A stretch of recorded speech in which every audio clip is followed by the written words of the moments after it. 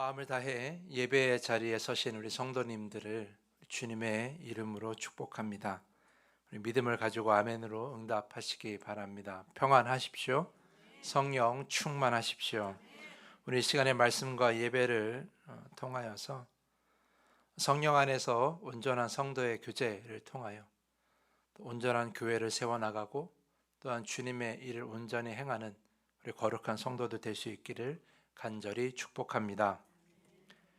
교회 안에서 사용하는 용어들 중에서 비슷한 의미로 혼용하여 사용하는 언어들이 있어요. 그런데 엄연히 다른 의미인데도 불구하고 함께 사용하는 단어들이 있어요. 예를 들어서 예배와 예식이라는 말이 있는데요. 예배는 하나님의 그 나타내심, 하나님의 계시하심에 대한 인간의 응답의 시간이거든요. 그래서 하나님께서 먼저 성령으로 또한 말씀으로 우리 가운데 나타내시고 그 사랑을 베푸실 때 인간이 사람이 그 하나님의 부르심에 응답하는 것, 그래서 하나님의 주권과 인도하심과 구원을 겸손히 인정하고 찬양하고 높이는 시간, 그것을 바로 예배라고 할 수 있어요. 그래서 예배의 출발점은 하나님이십니다. 그런데 반대로 예식은 출발점이 하나님이 아니라 바로 사람이죠. 혼인, 장례, 취임, 임직, 교회 헌당 또는 여러 가지 기념 또는 성별 환영, 축하 등의 이러한 우리가 행사를 하면서 예배를 앞서 드리는 경우가 많이 있거든요. 그래서 이런 예배를 드리는 것은 이 모든 상황들, 그러니까 기쁜 상황, 슬픈 상황, 힘든 상황, 아픈 상황, 여러 가지 상황 속에서 하나님께서 우리의 인생 가운데 임재하셔서 이 모든 일들을 이끌어 가시길 바라는 마음으로 예배로 시작하는 거예요. 하지만 그 출발점은 사람이기 때문에 예배가 아니라 예식이라고 부르는 게 맞는 거죠. 그래서 혼인 예배가 아니라 혼인 예식이라고 하는 거고요. 장례 예배가 아니라 장례 예식이라고 하는 것이고, 취임 예배가 아니라 취임 예식, 입주 예배가 아니라 입주 예식이라고 하는 게 원래는 더 정확한 표현입니다. 하지만 우리가 예배를 드리기는 하기 때문에 예식이라는 말보다는 예배라는 말로 그냥 혼용해서 사용하고 있는 겁니다. 한 가지 더 말씀을 드린다면 헌신과 봉사가 있습니다. 봉사는 교회에 따라서 나의 시간과 나의 힘과 또 내가 가지고 있는 달란트, 기술 등을 교회를 위해서 제공하는 것을 의미하는 거예요.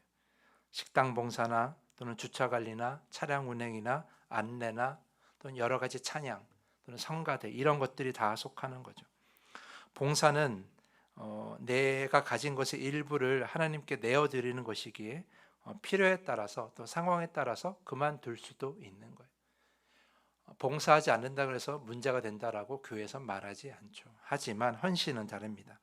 헌신은 글자 그대로 내 몸을 드리는 것이고요. 내 인생 전체를 드리는 것이기 바로 헌신이에요. 헌신이라는 것은 내 인생의 소유권 자체가 내게 있는 것이 아니라 하나님께 있다라는 고백입니다. 그래서 봉사는 그저 교회가 주는 역할에 따라 맞는 어떠한 그러한 일을 하는 것이지만, 헌신은 어떤 일을 하는 것이 아니라 하나님과 우리의 관계를 의미하는 거예요. 내가 하나님의 자녀가 되고 내가 하나님의 소유가 되었기 때문에 그 구원에 너무나 감사해서 내가 가진 모든 것을 다 하나님께 드리고 맡겨드린다 라는 그런 헌신은 고백인 것이고 관계 안에서 이루어지는 거예요. 그래서 우리가 교회 일, 교회 봉사는 그만둘 수 있어도 헌신은 그만둘 수가 없는 거예요.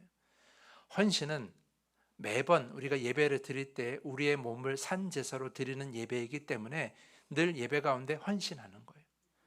그리고 믿음도 마찬가지죠. 믿음도 내가 살아온 이 인생을, 내가 살아가는 인생을 세상이 가지고 있는 가치관으로 사는 것이 아니라 하나님이 주신 말씀, 그리고 예수 그리스도께서 보이신 삶을 가장 중요한 가치로 여기면서 내가 살아가는 것을 믿음, 신앙생활을 하기 때문에, 그렇기 때문에 믿음 또한 나의 모든 것을 헌신하는 것이나 마찬가지인 거예요. 그래서 헌신하는 자나 예배하는 자나 그리고 믿음을 가진 자나 다 헌신은 기본이 되어야 하는 것입니다. 그래서 헌신과 봉사는 다른 거예요. 그리고 또 한 가지를 소개한다면 바로 교제와 친교입니다. 아마 성도님들은 교제와 친교를 비슷한 단어로 생각하실 거고, 또 세상에 많은 교회들도 그렇게 혼용하여 사용하고 있지만, 엄밀히 말하면 교제와 친교는 다릅니다. 친교는 성도와 성도의 친근한 관계를 위해서 하는 모든 행위가 다 친교죠. 여러분들이 성도를 만나서 인사하는 것도 친교고요, 또 밥을 먹는 것도 친교고요, 함께 문화생활하는 것, 영화를 보거나 또는 같이 여행을 가거나 또는 차를 마시거나 이야기를 나누는 것, 그리고 봉사도 같이 하고 함께 쇼핑도 하고 삶의 일부를 함께 나누는 것을 친교라고 할 수 있습니다. 하지만 교제는 좀 그 의미가 다릅니다. 교제를 의미하는 헬라어는 여러분이 잘 아시는 코이노니아입니다. 코이노니아를 헬라어로 이제 교제라고 하는데, 이 코이노니아는 동사 코이노네오에서 왔어요. 그럼 코이노네오가 무슨 뜻이냐? 코이노네오는 무엇인가 함께하다, 동업하다, 운명을 같이 하다라는 의미를 가지고 있는 거죠. 그러니까 코이노네오는 어떠한 한 가지 목적을 가지고 함께하는 것을 코이노네오라고 이렇게 얘기하는 거죠. 그러면 그것을 코이노네오라는 의미에서 교제, 코이노니아가 왔다면, 그렇다면 코이노니아는 어떤 의미겠습니까? 단순히 즐거운 마음으로 대화하거나 취미 생활을 같이 하는 것을 코이노니아라고 할 수 있는 것이 아니라, 교제라는 말의 진짜 의미는 바로 한 가지 분명한 목적 의식을 가지고 모여야 하는 거예요. 그 목적 의식이 어디에서 와야 돼요? 사람이 아니라 바로 예수 그리스도로부터 와야 한다는 것이죠. 자, 오늘 본문 말씀을 보면 하나님께서는 커다란 집을 짓고 계십니다. 커다란 집을 짓고 계시는데, 그 집은 좁게 말하면 교회를 의미하고요, 넓게 말하면 하나님 나라를 의미하는 거예요. 우리가 좀 교제에 대해서 얘기를 하니까 오늘은 교회를 관해서 좀 얘기를 해볼 건데, 하나님께서 이 교회를 지으실 때 가장 중요하게 생각하는 것이 뭐냐? 바로 모퉁이돌. 그게 뭐예요? 바로 예수 그리스도라는 거죠. 옛날의 건물은 지금처럼 정밀한 기계나 어떠한 계측기가 있어서 또 정밀한 설계도가 있어서 짓는 건물이 아니었어요. 그래서 건물을 지을 때는 그 모퉁이돌이 중요했는데, 정말 직각으로 잘 깎여 있는 그 거대한 모퉁이돌을 찾아서 그 모퉁이돌을 잘 놔야만이 그 건물의 방향성과 높이와 각도가 그 모퉁이돌에서 정해지는 거예요. 그 모퉁이돌이 어떻게 놓느냐에 따라서, 어떠한 크기를 놓느냐에 따라 건물의 크기와 방향과 그 높이가 완전히 달라지게 되는 거죠. 그래서 하나님께서 교회를 세우실 때, 하나님께서 교회라는 건물을 지으실 때 모퉁이돌을 누구로 세운 거예요? 예수 그리스도로 세운 거죠. 그러니까 이 교회 안에서의 그 기준은 예수 그리스도여야만 되는 거예요. 그러니까 우리가 분명한 목적의식, 그러니까 하나님께서 성도의 교제를 통해서 교회를 지어 가시는데, 오늘 본문에 나와 있는 것처럼 서로 연결되는 것, 이것이 교제인데, 이 교제를 가지고 교회 건물을 지으시는데 그 연결되는 그 교제의 중심이 뭐예요? 바로 예수 그리스도여야 된다라는 거예요. 그러니까 우리가 친교와 교제를 나누는 가장 분명한 기준이 뭐예요? 바로 예수 그리스도라는 거예요. 여러분이 만났을 때 예수 그리스도가 드러나지 않으면 그건 친교예요. 하지만 성도와 성도가 만나서 예수 그리스도가 드러나면 뭐예요? 바로 그것이 바로 교제라는 거죠. 그러면 왜 하나님께서는 우리를 왜 교제를 하게 하셨는가? 왜 교회 안에서 성도와 성도가 만나서 교제하게 하셨는가? 그것은 오늘 21절과 22절 말씀에 그 목적이 담겨져 있어요. 그 말씀을 보면, 그의 안에서 건물마다 서로 연결하여 주 안에서 성전이 되어가고 너희 성령 안에서 하나님이 거하실 처소가 되기 위하여 그리스도 예수 안에서 함께 지어져 가느니라. 자, 이 말씀에서 하나님께서 이 교회라는 건물을 지으시는 이유가 뭐예요? 하나님이 거하실 처소를 만들기 위해서다라고 이렇게 기록되어 있죠. 그런데 이 하나님의 거하심이 그냥 단순히 머무심이 아니라는 것, 제가 지난 주일에 설교 때 말씀드렸죠.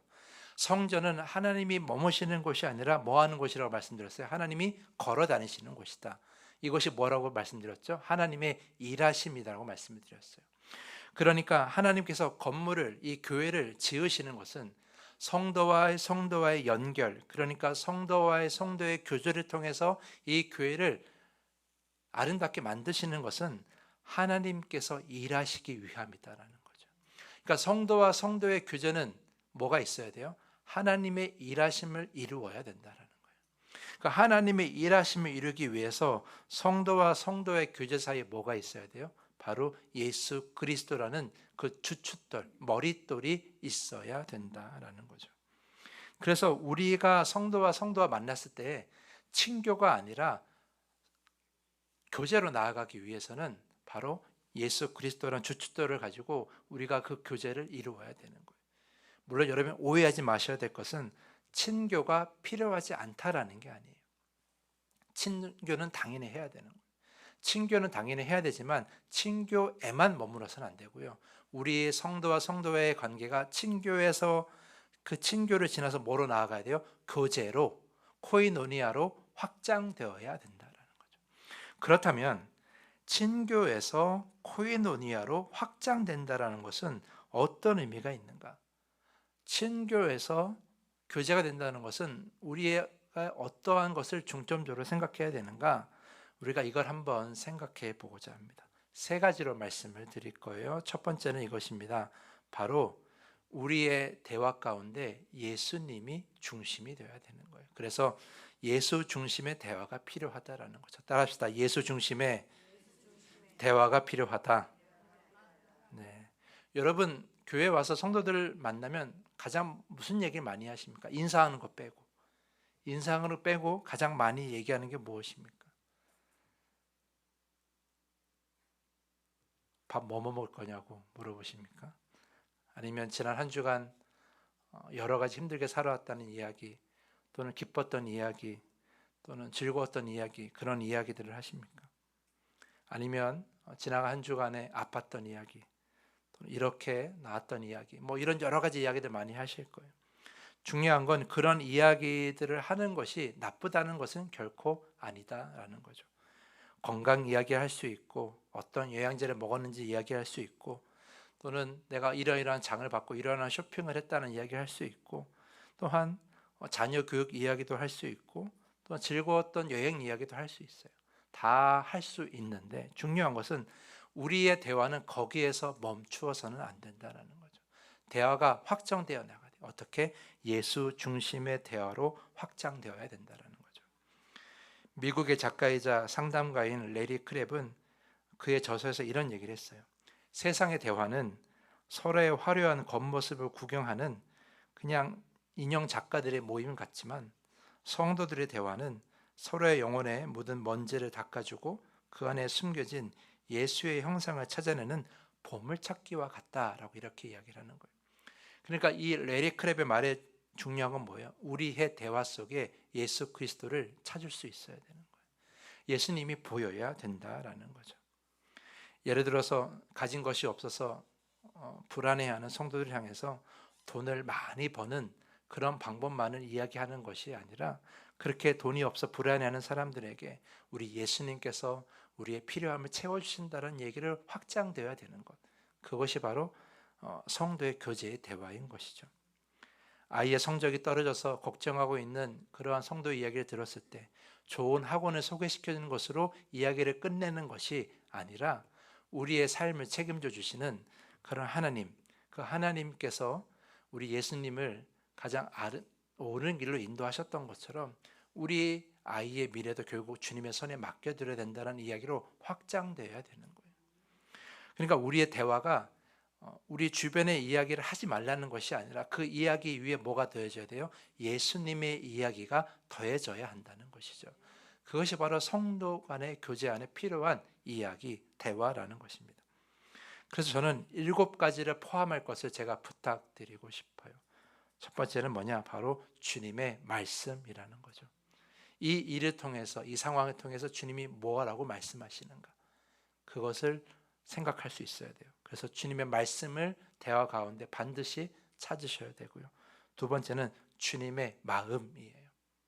이 상황, 이 여러 가지 상황 중에 주님께서 어떤 마음을 가지셨는가를 예수님의 생애와 예수님의 가르침을 통해서 우리가 그 대화 속에서 이끌어낼 수 있어야 되는 거죠. 세 번째는 무엇이냐면 바로 주님 앞에 나의 모습이에요. 예수님은 이렇게 행동하셨고 예수님이 이렇게 살아오셨는데 과연 나는 어떻게 지금 생각하고 행동하고 있는가? 나를 살피는 그러한 대화가 필요하고요. 네 번째는 바로 주님의 위로입니다. 어떠한 상황이든지 간에 어떠한 어려움과 답답하든지 간에 주님께서는 이렇게 말씀하셨잖아요. 너의 무거운 짐을 다 내게 가지고 오라. 그러니까 우리의 대화는 그저 그런 어려움에서 끝나는 것이 아니라 주님의 위로로 확장되어 가야 되는 거예요. 다섯 번째는 뭐예요? 바로 주님의 사랑입니다.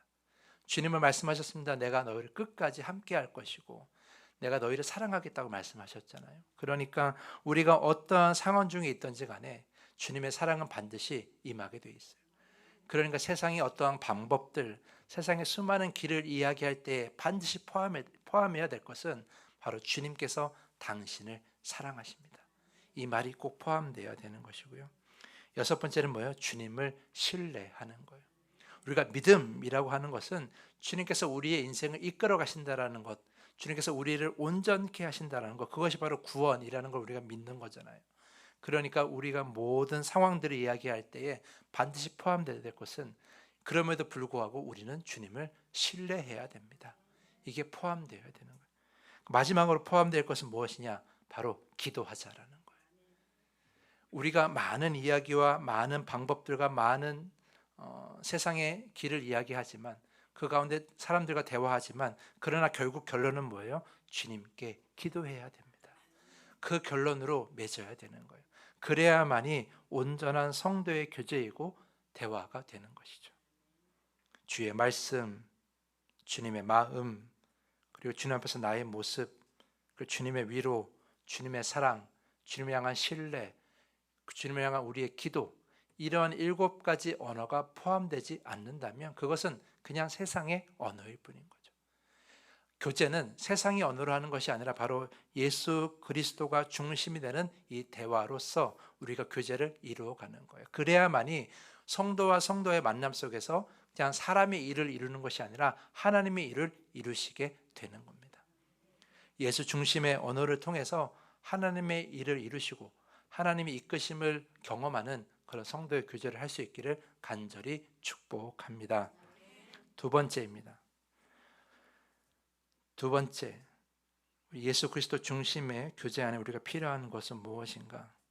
두 번째는 바로 예수 안에서 나를 다듬는 시간이 필요하다라는 거예요.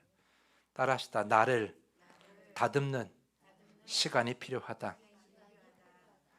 지금 예수님께서는 당시에 지었던 건물을 비유로 교회를 짓는 것을 얘기하고 계시잖아요. 그리고 우리를 향해서 뭐라고 말씀하세요? 그 건물에 필요한 돌과 돌이 연결되는 거라고 말씀하고 계십니다. 그러니까 성도의 교제가 돌과 돌이 만나는 거라고 이렇게 말씀하시는 거예요. 그런데 여러분, 그 당시에 지은 그 돌로 된 건축물은 콘크리트나 시멘트 같은 게 없었어요. 그 당시에 그런 게 개발되어 있지 않았어요. 그럼 그 당시에 건물들은 어떻게 그 건물을 지탱할 수 있었느냐? 바로 그 돌들을 깎는 거예요. 돌을 다듬는 거예요. 돌을 깎고 다듬어서 딱 잘 만나서 서로 간에 지탱할 수 있도록, 힘을 받을 수 있도록 딱 맞춰서 다듬어야 되는 거죠.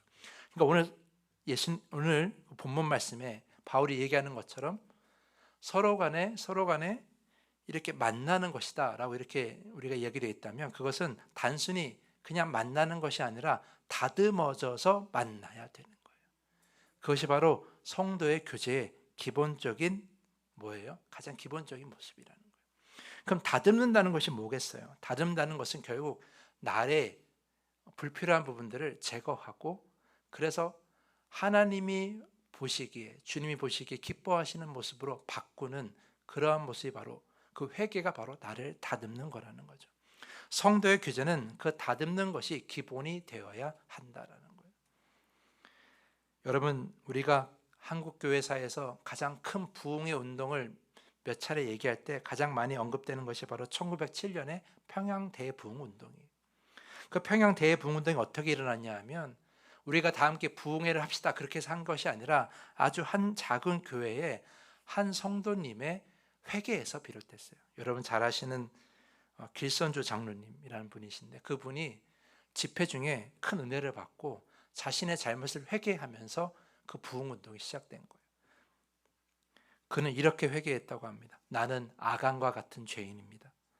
제 친한 친구가 임종하면서 남은 재산을 잘 관리해달라고 맡겨준 그 재산이 있는데 그 중에 일부를 제가 가지게 되었습니다. 그 재산을 훔쳤습니다. 제가 하나님의 일을 가로막았습니다. 저는 아간과 같은 죄인입니다. 이렇게 고백하면서 그 집회에 참여했던 많은 사람들이 그 길선주 장로님처럼 자신의 죄를 막 고백하기 시작했다라는 거예요. 사실 그 당시에 사람들은 자신의 죄를 고백하는데 익숙하지 않았었어요. 왜냐하면 그렇게 고백하면 자신이 이 사회에서 온전히 살아가기가 어려웠거든요. 그런데 그런 사회임에도 불구하고 그렇게 취약함을 자신의 죄를 고백할 수 있었다라는 것. 그래서 그 평양 대부흥운동이 시작했고 그렇게 교회가 이 대한민국에 퍼져나가기 시작한 거예요. 그러니까 여러분 교회의 가장 기본은 뭐예요? 바로 우리의 회개라는 거예요. 회개는 뭐예요? 나를 다듬는 거예요. 불필요한 부분들을 예수 그리스도의 삶과 예수 그리스도의 말씀에 비추어서 다듬어내는 거죠. 성도의 교제도 마찬가지예요. 우리가 성도의 교제 가운데 성도와 성도 만남 가운데 늘 나의 마음에 맞는 사람만 있겠습니까? 늘 좋은 사람만 만나겠습니까? 결코 그렇지 않아요. 성도와 성도의 교제에는 분명히 그 안에 뭐가 있어요? 여러 가지 충돌이 있을 수 있어요. 모난 돌이 서로 만나면 서로 맞지 않는 것처럼 사회에서 있다가 교회로 들어온 성도들끼리 만났을 때는 당연히 맞지 않는 부분이 있을 수밖에 없죠. 그럴 때마다 우리는 어떻게 해요? 저 사람이 잘못됐다고 얘기하고 저 성도가 틀렸다고 얘기하고 저 성도가 바뀌어야 된다고 얘기해요. 하지만 예수 그리스도가 주춧돌이 되는 이 성도의 교제는 저 사람이 잘못됐다고 말하는 것이 아니라 내가 잘못됐다고 먼저 얘기해야 되는 거예요. 내가 먼저 다듬어져야 됩니다라고 이야기해야 되는 거죠. 성도의 교제는 나를 다듬는 것으로 시작되는 거예요. 그 당시에 그 석조 건물을 지을 때 그 건축 현장에 와서 돌을 다듬는 것이 아니라 돌을 다듬어 왔어요. 다듬은 돌을 가지고 와서 건물을 지었다는 거예요. 그럼 우리가 하나님 그 성령 안에서 우리가 교회로 지어져 갈 때 우리의 교제로서 교회를 지어갈 때 필요한 건 뭐예요? 각자가 먼저 다듬어야 되는 거죠. 이 다듬는 과정이 없이는 결코 교회가 온전하게 지어질 수가 없는 거죠. 그래서 교회에 필요한 사람들은 성도들은 바로 나를 다듬을 줄 아는 그러한 겸손한 성도가 필요한 거예요. 사랑하는 성도 여러분, 그러므로 나는 아무 문제 없다고 저 성도가 잘못이고 저 성도의 문제라고 자꾸 탓하는 그런 성도가 되기보다는 내가 먼저 예수 그리스도의 삶과 예수 그리스도의 가르침을 통해서 먼저 다듬는 자가 될 수 있기를 간절히 부탁을 드리겠습니다. 이 더함교회는 그렇게 세워지는 거고요. 더함교회의 온전한 교제는 그 가운데서 이루어지는 거예요. 중요한 건 뭐예요? 다 다듬어야 돼요. 어느 한 사람이라도 다듬지 않으면 그거는 온전한 건물이 될 수가 없어요. 정말 온전한 건물로 튼튼하게 잘 세워지는 교회, 그런 교회가 되기 위해서는 우리가 온전한 교제가 되어야 되는데 잘 연결되어야 되는데 그 조건은 뭐예요? 서로 잘 다듬어야 되는 거예요. 그러니까 여러분의 대화 가운데 내가 잘났다는 말을 많이 하는 것이 아니라 내가 이렇게 다듬어졌다라는 고백이 많이 이루어져야 되는 거죠. 그래야만이 온전한 교제가 되는 것이고 그래야만이 그 온전한 교제로서 이 온전한 교회가 세워지게 되는 겁니다. 사랑하는 성도 여러분, 그러므로 우리의 대화 가운데 나의 잘남을 드러내는 그런 대화가 아니라 내가 이렇게 다듬어졌음을 고백하는 그런 대화로서 우리 성도의 교제를 이루어갈 수 있기를 간절히 부탁을 드리겠습니다.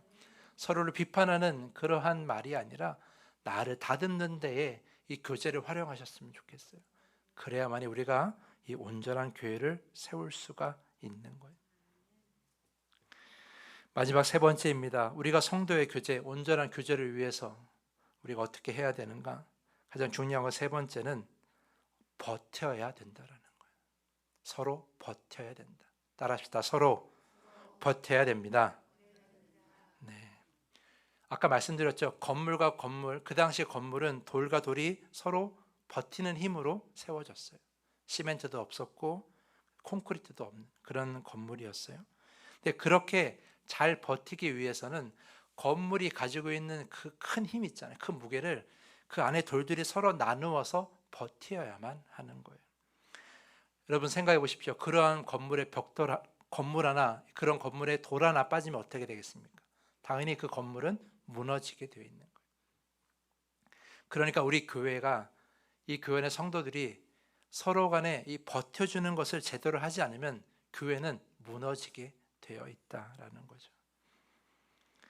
특별히 우리가 버텨야 될 것은 이 교회에 많은 일들만 있는 것이 아니라 바로 옆에 있는 성도들이 가지고 있는 그 마음, 그 어려운 마음, 슬픈 마음, 또는 답답한 마음, 그래서 혼자는 견디기 그런 마음들이 있다면 함께 버텨 주셔야 합니다. 그것이 우리 가장 중요한, 우리가 버텨야 될 것 중에 하나라는 거예요. 우리는 세상 속에 살아가면서 정말 많은 어려운 일을 당하고 있어요. 많은 어려움 속에 처해 있어요. 근데 그 어려움과 답답함을 이겨내기 위해서 우리가 어디에서 힘을 얻어야 돼요? 교회에서 힘을 얻어야 되는 거예요. 근데 하나님이 그런 우리에게 힘을 주실 때는 바로 옆에 있는 성도들을 통하여 우리에게 힘을 주세요. 그래서 건물이, 하나의 벽들이 한 가지 힘만 버티는 것이 아니라 건물의 전체의 그 무게를 그 모든 벽돌과 돌들이 함께 받는 것처럼 옆에 있는 그 성도의 어려움과 답답함과 힘듦도 나 혼자 버티는 것이 아니라 함께 버텨내야만 하는 거죠. 그것이 바로 교회의 원리라는 거예요. 그러니까 교회의 원리는 함께 버티는 거예요. 각자가 버티는 것이 아니라 함께 버티는 거죠. 그러기 위해서 어떻게 해야 돼요? 그 성도가 힘들게 버티는 자리에 함께 가셔야 돼요. 그 자리에 내가 거기에 머물러 줘야 돼요. 그래야 진짜 버티는, 함께 버텨주는 인생이 되는 거죠. 근데 우리는 어떡합니까? 그렇게 힘들고 어렵게 답답하게 살아가는 성도들 향해서 그저 믿음이 없다고, 그거 믿음 없어서 그런 거야, 기도 안 해서 그런 거야, 이런 식으로 그냥 간단하게 치부해 버릴 때가 너무나 많이 있어요. 그런 말은 누구나 다 할 수 있어요. 그런 말을 하는 것이 아니라 진짜 성도의 교제는 그런 말보다 함께 그 자리에 가서 버텨주는 거죠. 그리고 함께 기도해 주는 거예요. 함께 기도해 주는 것. 그저 말로만 기도하겠습니다라고 하는 것이 아니라 함께 그 자리에, 그 현장에 가서 함께 버텨주고 함께 기도해 주는 것이야말로 진짜 성도의 교제라는 거예요.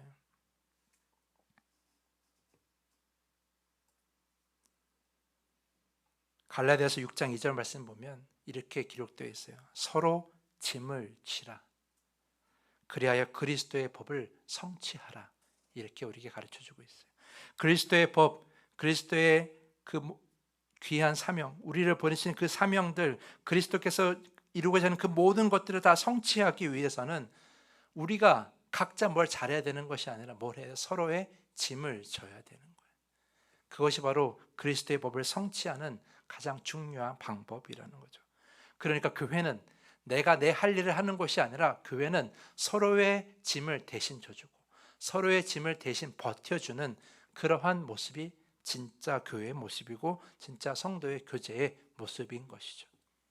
그런 여러분 만나서 어떻게 살아왔고 무엇을 먹으러 가고 무엇을 즐길지 그걸 얘기하는 것보다 더 중요한 건 뭐냐면 상대방이 힘든 부분은 무엇인지, 그 성도가 지금 가장 답답해하는 것은 무엇인지, 안타까워하는 것은 무엇인지 그것을 물어줄 줄 아는 것, 그리고 그것을 듣고 함께 기도해주고 함께 버텨줄 수 있는 그런 마음을 나누는 것이 필요하다라는 거예요. 코이노니아라는 말은 아까 말씀드린 대로 하나의 공통된 뜻을 가지고 있지만 또 나누다라는 뜻도 가지고 있거든요. 초대교회가 급격하게 성장한 것은 자신이 가지고 있는 것을 나누는 너무나 넉넉한 마음 때문에 그렇게 초대교회가 성장할 수가 있었어요.